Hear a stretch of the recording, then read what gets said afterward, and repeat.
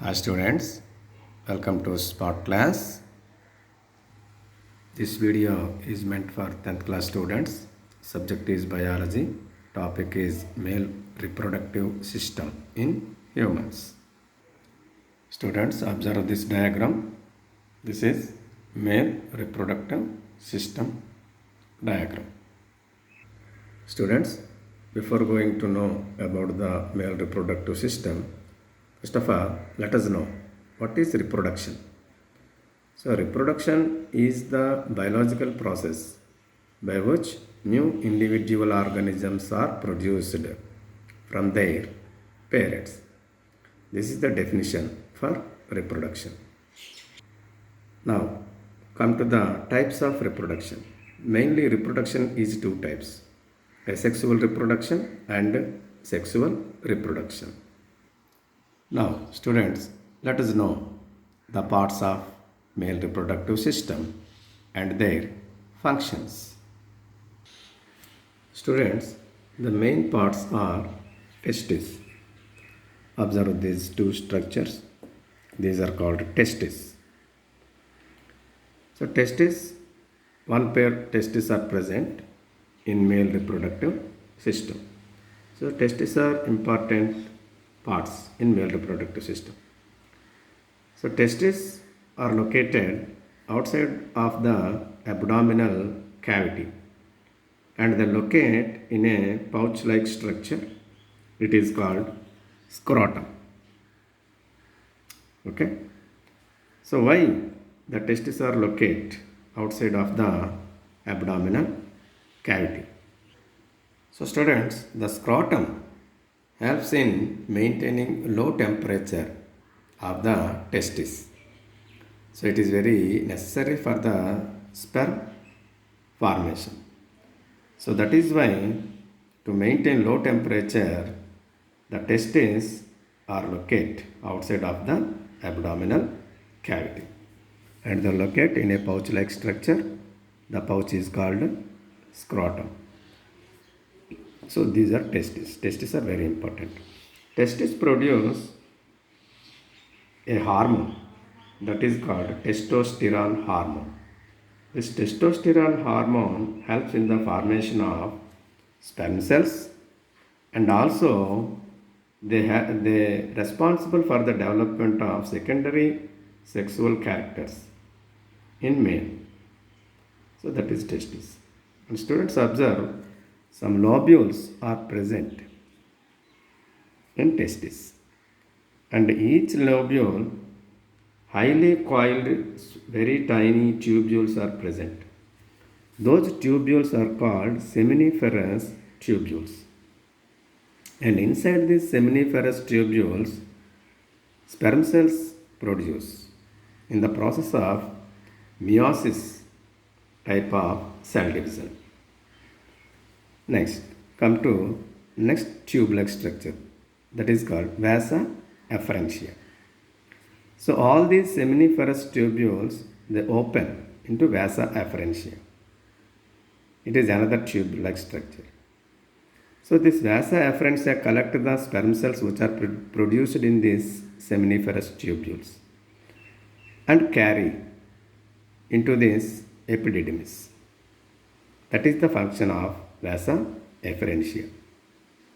So next, epididymis. It is also highly coiled tube-like structure. It locates on the posterior side of the each testis. That is epididymis. Next, another important tube-like structure. This is called vas deferens. So, from each epididymis, a tube-like structure arises. It is called vas deferens. Observe both these vas deferens, they ascends into abdominal cavity. That is. And students, another important part here, it is called seminal vesicle. This seminal vesicle opens into vas deferens. This seminal vesicle produces a fluid. The fluid is called seminal fluid. And the seminal vesicle, the seminal fluid helps, it gives energy to the sperm cells when they are outside of the body. So that is seminal vesicle. Students, another important part, that is ejaculatory duct. Observe here. This seminal vesicle opens into this vasa deferens and they form a duct-like structure, left side and right side. These duct-like structures. These duct-like structures are called, observe these duct-like structures. This is called ejaculatory duct. This is left side ejaculatory duct and this is right side ejaculatory duct. Two ejaculatory ducts. These two ejaculatory ducts combine at a junction where this prostate gland locates and they enter into another duct. This is called urethra. Okay? And students, here another gland is there. This gland is called prostate gland. This gland. So this prostate gland secretes some fluids, and the fluids, they nourish, they supply nutrients to the sperm cells. So that is prostate gland. And the prostate gland, it secretes directly into this urethra through some tubes. This is prostate gland. Students, observe another important glands, these two. So these are called Cowper's glands. These two glands are called Cowper's glands. So these secretions, Cowper's gland secretions, helps in neutralizing the acidity, and also they help in the lubrication. They help as lubrication. They maintain lubricating in this urethra part.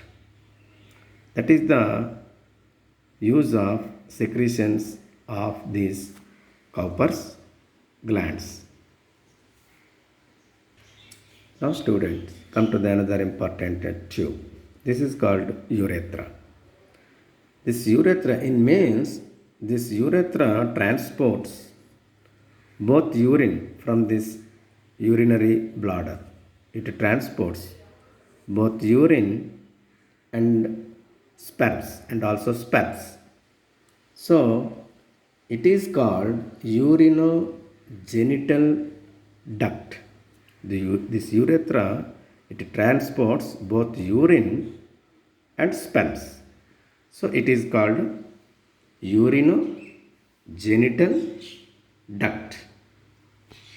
So students, this is about male reproductive system. So you may get this question in your examination. Draw and label the male reproductive system, or explain male reproductive system, or label the diagram. In this way, you may get questions in your examination. So practice this diagram and try to get good points in your examination. All the best. Thank you very much.